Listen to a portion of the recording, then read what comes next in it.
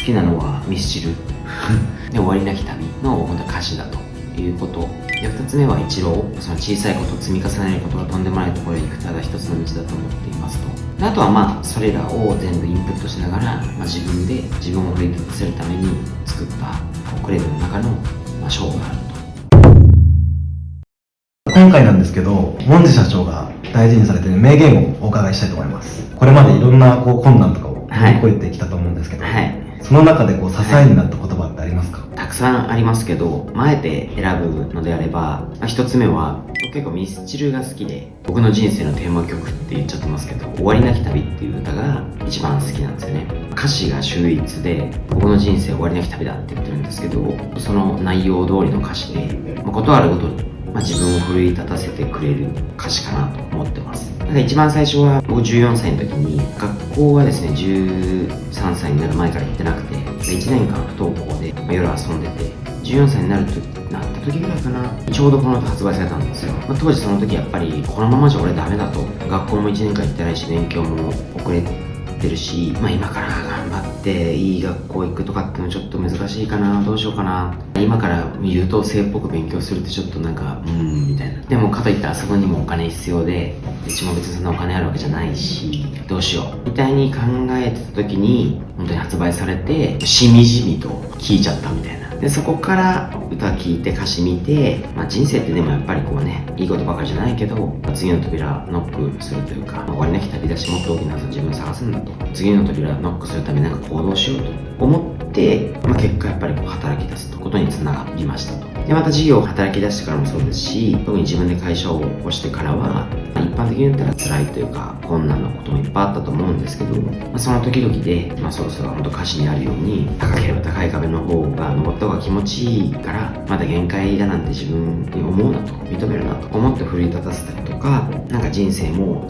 誰の真似もすんなと、君は君でいいと、生きるためのレシピなんてないんだよっていうのもまさにその通りだなと思っていて、そういうので本当にところどころ奮い立たせてもらった結果、これは俺の人生のテーマ曲だとなってるっていうのがやっぱ一つ大きいですね。二つ目はやっぱり僕も野球やってたのもありますけど、イチローが大好きで、イチローが言うことが本当に全部的を得てて、言ってること全部好きなんですけど、その中でもあえて話すんだとしたら、イチローが言ったことなんですけど、小さいことを積み重ねることがとんでもないところへ行くただ一つの道だと思っていますと言ったのがすごく響いていて、やっぱどうしても人間ってすぐホームラン打ちたがるんですよ。一発逆転じゃないけど、一発打ったらこれドカンとみたいな求めるんですけど、結局そんな美味しい話じゃなくて、どうしたらヒットを打てるか。プロ野球もそうですけど、3割打てたらいいってことは10回中7回失敗するわけじゃないですか。10回中3回打てていいバッターなんですよ。でこれをずっとやり続けるわけですよね。それを打つためにずっと練習もやり続けるわけで、やっぱりその授業も結局見ている、人生もそういうことで、やっぱり小さいことをちゃんと積み重ねることっていうのの重要性っていうのは、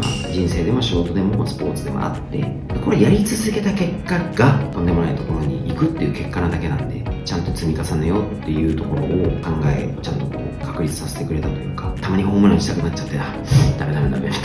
言葉がやっぱり一番響いてますかね。他にもいっぱいいろいろありまして、格言とか大事なこととかっていうのを結構フォルダにまとめてたりとか、本当死ぬほどありますし、そこからヒントを得て、会社の中でもフィロソフィーいろいろありますけど、クレドとかマインドをまとめたりとかしてるようなものがいっぱいあって、授業で困った時とか悩んだ時とか折れそうになった時とかは、今言ったようなミスチルとか聞きながらとか、一応の言葉を思い出したり、あとは自分で作ったそのクレドを読み直して奮い立たせたりとか、そういう風にして頑張ってます。フォルダにまとめてるんですか、その好きな名言集？そうですね、画像で置いてあるもの、あと言葉だけ抜き取ってまとめてるものと、まとめてますけどまとめられてないぐらいいっぱいありましたね。よく見返したりしてるって感じなんですか？こういうの見るときってうまくいってないときなんですよね。うまくいってたら見てないけど、ちょっとやっぱりうまくいってないなみたいな時があった時は落ちないようにというか、それうまくいってないなと思ってもしょうがないから、そういうのを見たりとかして、ダメだと、こうあらなきゃというふうに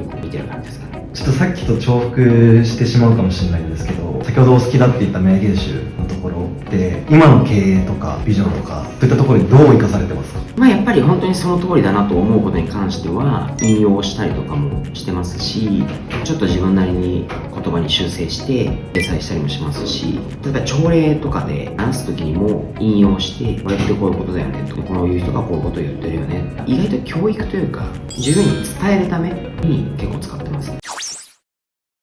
クレドを作った時ってどういうことを意識されて作ったりとか、ポイントとかって自分の中であったりしますか？人間って感情があって、まず最初に。でそこから思考があって、行動して、結果、フローだと思うんですよ。なんでクレドを作ったかっていう理由もそうなんですけど、結局この行動とかばっかり、僕の言い方で言うと、ワットとかハウばっかり会社ってやっぱ言うんですよね。確かにマニュアルとか作るのもいいんですけど、僕は引っ越しのマニュアルどうしようかって考えた時に、とんでもない量になるなと思って、これ作るのに何年かかるんだぐらいに思ったんですよ。でもその根底にあるやっぱその思考、マインドを変えた方がいいと思って、これがもう考え方の根幹だから。なので思考を、判断基準を作ろうと思って、マインドのところからやっぱり手をつけたんですよね。思考法とか判断基準のよりその根幹となるものを先に作った方が、これだったらすぐできるし、思ってることを書いてそれをまとめればいいだけだから。でこういう判断基準で他の従業員と接するとか、お客様に対しての接し方をちゃんとこれを基準にして考えるとか、最初にやったっていうだけですよね。クレドってすごい全部大事だと思うんですけど、その中でモンディ社長が一番好きな文言とかってありますか？一つはやっぱりその目的っていう一条があってですね、要は目的があれば何も怖いことはないよというタイトルなんですけど、確固たる目的があったら壁にぶち当たっても乗り越えられますよねと。でこの壁っていうのはその目的を達成するために与えられた試練なんだと。こんなところでくじけてるわけにはいかないし、こんなところで立ち止まってるわけにはいかないんだと。考えることは一つしかないでしょと。この壁をどうやったら乗り越えられるかを考えるんだと。全てのもう出来事が自分がこれだけ高い目的、目標に向かって頑張ってるわけだから、それに対する試練なんだと。やっぱ心が折れないためにはしっかりと目的、目標を掲げるっていうことが大事なんだと。みたいな章なんですけど、これはやっぱり自分で作ってて一条にしてるのもやっぱりそこが基本だからと、いうのがやっぱ一つで、二つ目は自分の力を信じるっていう章があるんですけど、結局やっぱ世の中のどんな成功者って自分と同じ人間ですと、だから自分だけが成功しないとか自分が成功しないっていう理由は別にないですよねと。魔法の力を持ってるわけじゃないんだと。結局は自分の心の在り方が自分の未来を作りますよと。なんなら自分の力を信じない人間に良い未来などを作れるはずはありませんと。まずはやっぱ自分を信じるところから始めましょうと。やればどんなことでもできるようになると。今できないんだったらまだ何か足りないだけですよと。成功している人、尊敬できる人の考え方とかやり方を学べましょうと。そして誰よりも多く勉強し努力するんだと。とことんやるんだと。だから絶対に諦めるなと。これもなんか自分に向けて言った言葉ですけど、なんで自分の力を信じるっていう一番好きなのって言われて2個答えちゃいましたけど、この2つは自分にとってものすごく大事な言葉ですかね。ありがとうございます。最後改めてにはなるんですけど、モンディ社長が大事にされているその名言っていうのをちょっとお聞きして、それをどう生かしていくのか、ちょっと最後にもう一度教えていただいてもよろしいですか？好きなのはミスチルで終わりなき旅の本当歌詞だということ。で2つ目は一郎、その小さいことを積み重ねることがとんでもないところへ行くただ一つの道だと思っていますと。であとはそれらを全部インプットしながら、自分で自分を奮い立たせるために作ったクレドの中の章があると。そういったところを常になるべく常に見るようにもしてますし、結局うまくいかない時にって思った時に読んでから考えるみたいなですね。なんかそういう使い方をして心が折れないようにやっぱやんなきゃダメだと、いう風に使ってますね。それは総称してやっぱり結構ホワイが大事だと思っていて、僕なりに言うとやっぱ目的とか意味とか、なぜそれをやってるのかとか、なぜこういう風にするのかとか、やっぱり世の中生きてたりとか仕事してると